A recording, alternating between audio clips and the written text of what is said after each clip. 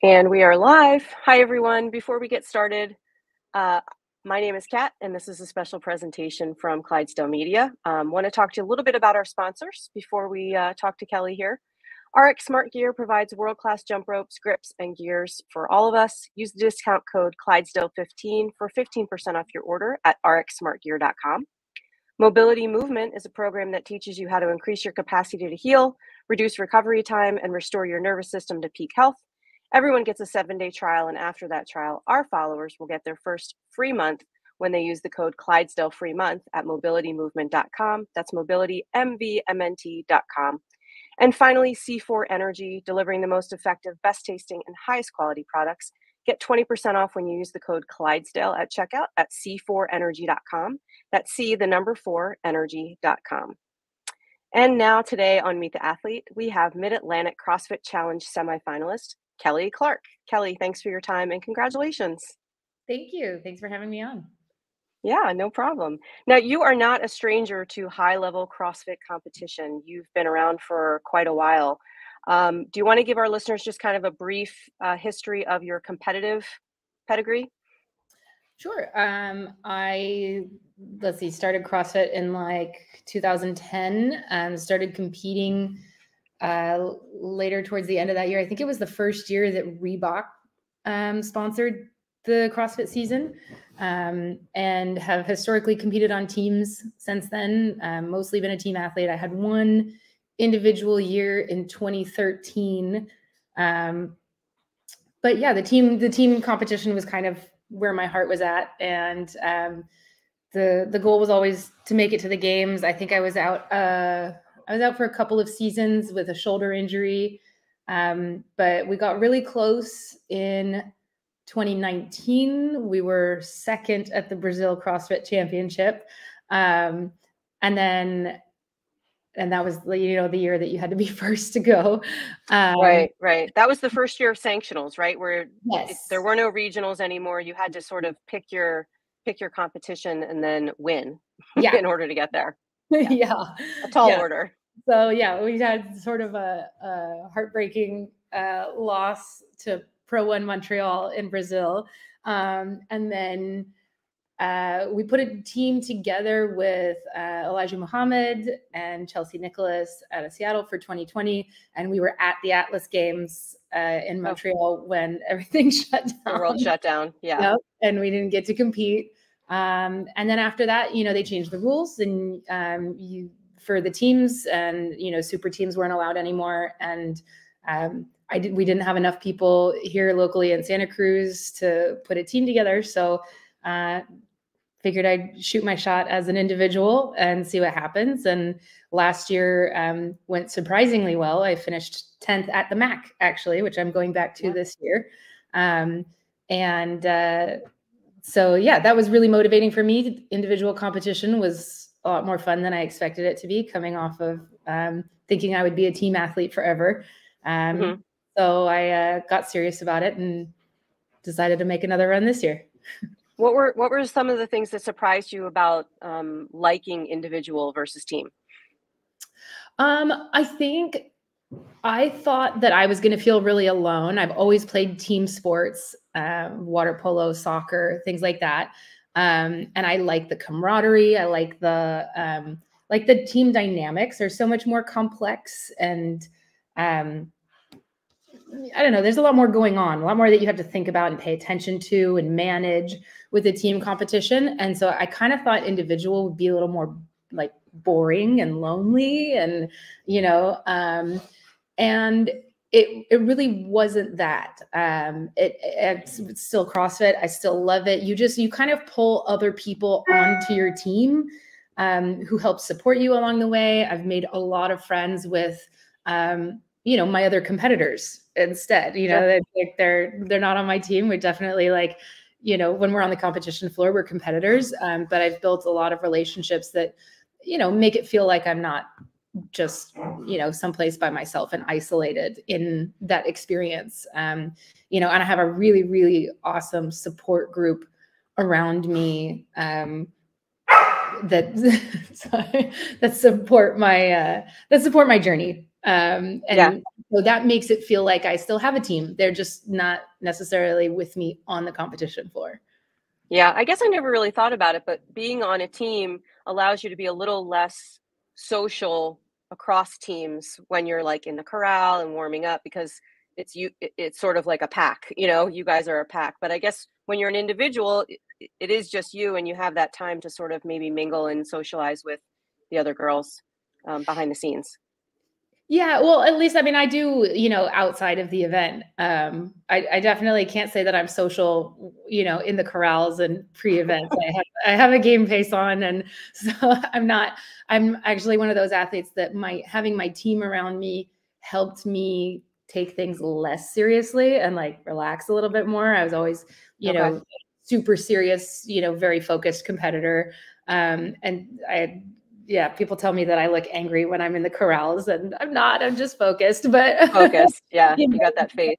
definitely, I always thought that was a good thing to have my teammates around me for, because I had teammates that were, they would joke around, and they would, chat with me and take me out of that, like, too serious, too tense space. And so that actually is something that I have to manage a little bit as an individual, and make sure that I don't go like too deep into that space. Yeah, that makes sense too. Who's going to be your +1 backstage this weekend, or next weekend, I should say? Well, my coach will be there with me. Hunter Wood is a Misfit coach, and Oh, great. so my coach will be there. My husband will be there. I think Hunter is the only one that gets allowed in the corrals with me. Yeah. But Is Hunter the one paying more attention during the athlete briefing, or is that you? Is that your role? Are you a details person that loves to get into the minutia of the rules and all that? I am. Hunter will definitely pay attention, and I actually really like that about working with Hunter. This is the first year that I've worked directly with him, and so I love that he's super detail oriented. He sends me checklists and all of everything, and I love that, because that's normally me, and so it takes some stress off of my plate that I don't have to be. I can relax a little bit, but I can't turn it off completely. I'll definitely still be fully focused in the briefings. Yeah. I had a little trouble dissecting your scoreboard, your profile on CrossFit.com, because it looks like you're on the cusp of an age group. Are you squarely in that 35 to 39 division right now? I am. I turned 35 in March, and so technically I could have competed in the age groups. Got it. So you made it to that point and were one of those folks that made a decision to either go the age group route or to stay in the final in the individual one, and you chose individual. That it just makes it hard to go back and look at your stats, because they have everything. I think even from like 2019, it says that you're this masters athlete, and I'm like, she was not a masters athlete 3 years ago. So I know. I actually had a problem with that when I was registering. It like automatically slots you into the age group category, and I was a little stressed at first. I was like, "Wait a minute, I'm not competing in the age groups. How do I get out of this?" And you right? Did I sign up for the right one? Yeah. Because the way things are going, you could have just gotten like oh, sorry, you're not going. You chose incorrectly. Right. that would have been fodder for some other show probably at some point in time. So you've seen the workouts. How do you feel about them? You're a level 2 coach, correct? Level 3. Level 2 coach. Level 3. Yay! Yeah. So am I. Yeah. So obviously you take coaching pretty seriously, programming pretty seriously. How do you feel about the programming for MACC in terms of its balance and things like that? Yeah. Well, I guess I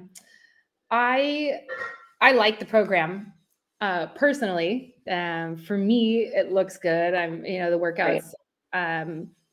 It's a lot of squatting. It's a lot of gymnastics. I love a heavy barbell complex. So it's great for me. There's definitely some things that I see that seem a little bit repetitive. And things that I don't know. I think we're hanging in like 4 or 5 out of 6 events. Yeah.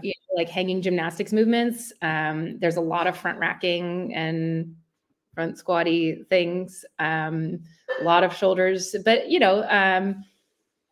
I think the part that we don't know is we don't know what was set forth by CrossFit, right? What did right. they tell these organizers in terms of the goalposts that they had to sort of stay in between? So it makes it hard to take a critical eye to everything, and Yeah. say, well, oh, I don't like it, or oh, it's too much of this or too much of that. Who knows Yeah. what was prescribed?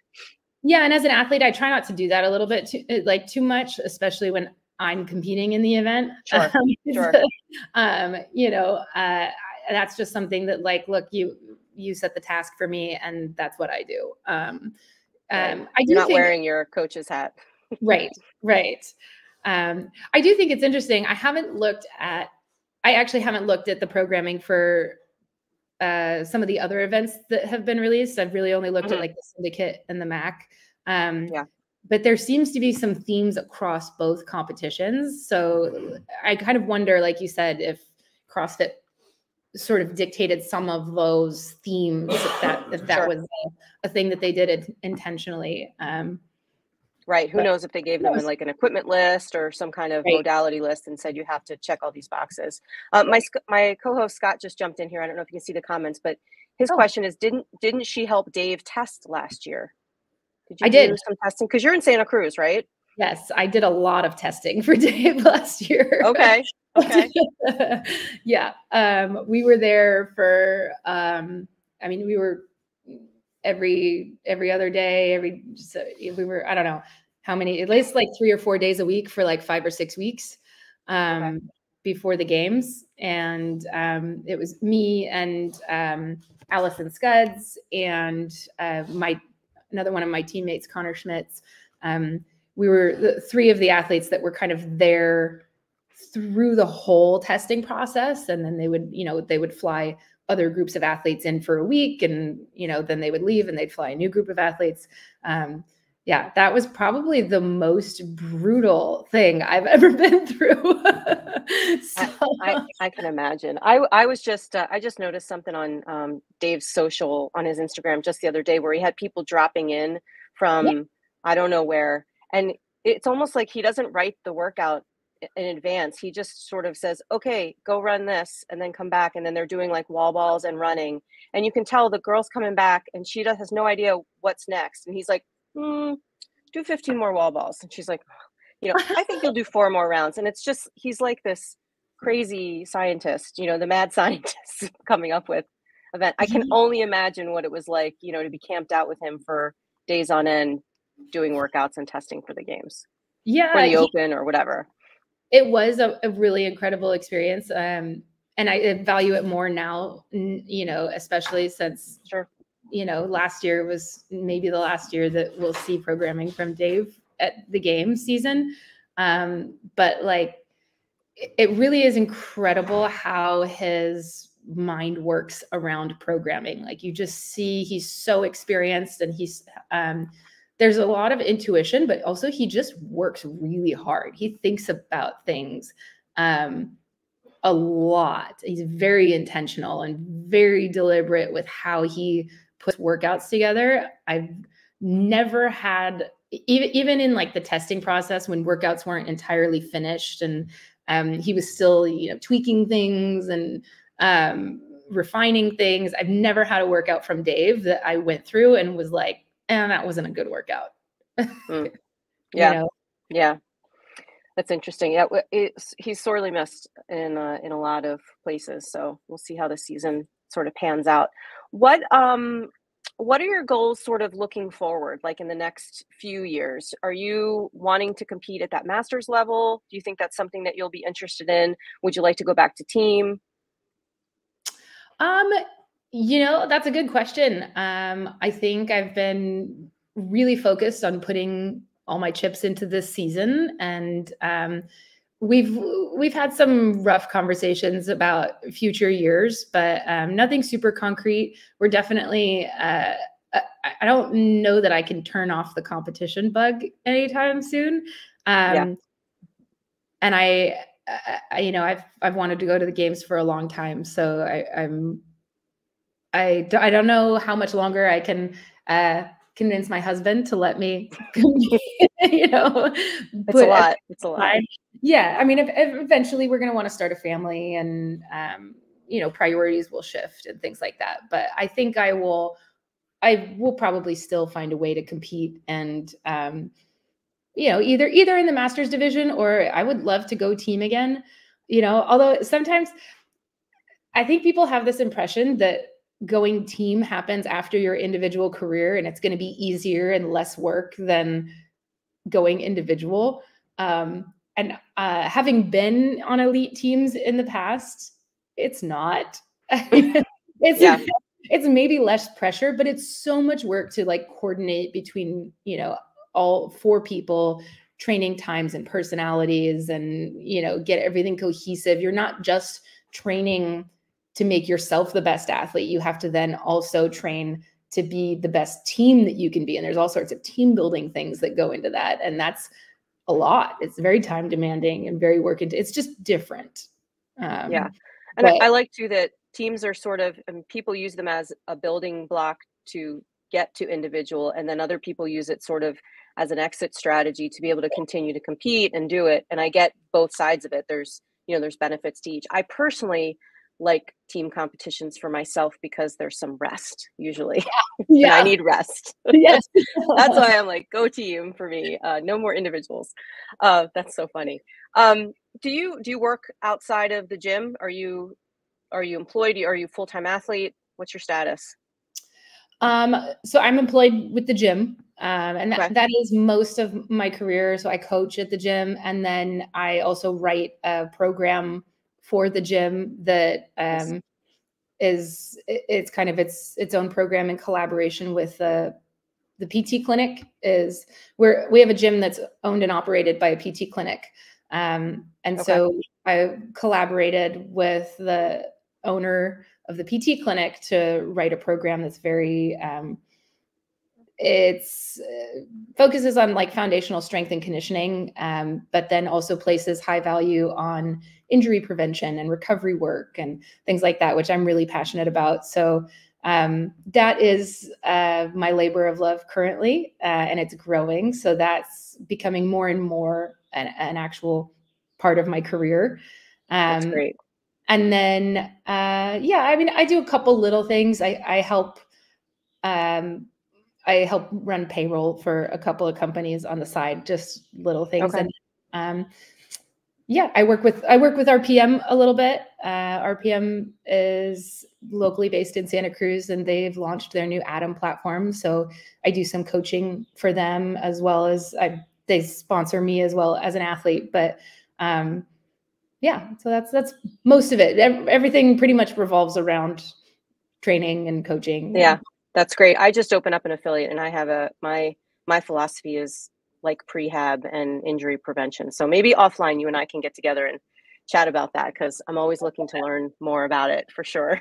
For sure. Yeah, that'd be great. So before I let you go, I want you to talk about your doggy drama a little bit, because I'm a dog mom. I have 3, and you've been going through some barriers and stumbling blocks with your pup. So what's the latest? Yeah, she's great. She's just over 5 months old now, and she's just a little love. She loves everyone, all dogs, all people, loves kids. She's definitely still in training. She's like a little too excited to meet new people. We've done a lot of socialization with her at the gym, and so she's like, she thinks everyone wants to be her friend and everyone will love her. Of course. Look, she's adorable. Yeah. Yeah. Hi. But they're the best. Great timing. But yeah, so she has no sense of stranger danger. And so my husband had her on the beach yesterday and was throwing a ball for her. And I think they were the only people on the beach at the time, but another dog, that little golden retriever, came down to the beach, and she went running over to say hi. They were both off leash. And the other dog attacked her. Oh no, a golden of all. I know, breeds, right? Yeah, and it's so funny because ours is like, I mean, she's still a puppy, but she's a pity mix. And so she's old enough now where some people just see a pit and they're scared. Right. She's the biggest baby. And most of them are. Yeah. And so she's the golden attacked her and ripped her ear open. And she's a tough cookie. She was great. She went crying and running to dad. And there was apparently ears bleed a lot. Oh yeah, they bleed a ton. And then they shake their head and it's everywhere. I know. And the other dog owner was like, there's like the mom, the protective mom in me, like wants to get really upset. But the other dog owner I think she was good. She was, really shocked and, apologetic. She, I think, didn't expect that of her dog, and it hadn't happened before. And so she controlled her dog, and, they exchanged information, and we had to rush her to urgent care, and she had to get put under to get stitches. So last night was a little bit of a longer night than usual. Right. A little groggy baby. Yeah. I've never, I haven't had to put a dog under before, but I think that was the worst part. She's totally like back to normal this morning, but last night it's scary, isn't it? They're just completely out of it. And what is going on? Yeah. And so very whiny and, like what's happening to me. But she's good. I mean, 2 minutes after the dog bit her, she was back to digging in the sand and pulling to go play with the dog that just bit her.